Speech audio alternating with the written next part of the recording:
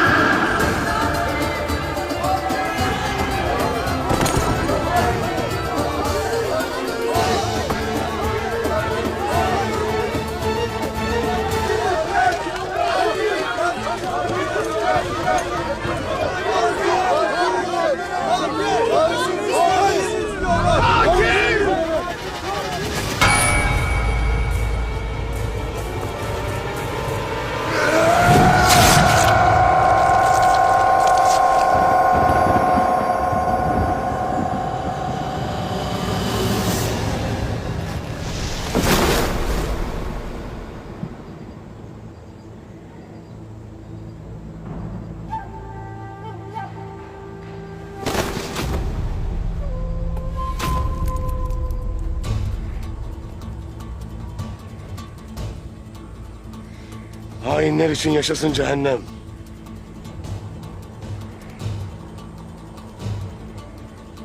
Hainler için yaşasın cehennem! Hainler için yaşasın cehennem! Hainler için yaşasın cehennem! Hainler için yaşasın cehennem! Hainler için yaşasın cehennem! Hainler için yaşasın cehennem! Ertuğrul!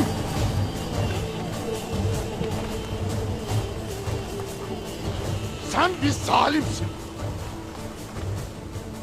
Önce evladıma kıydın. Şimdi de Alp'ine. Lanet olsun sana!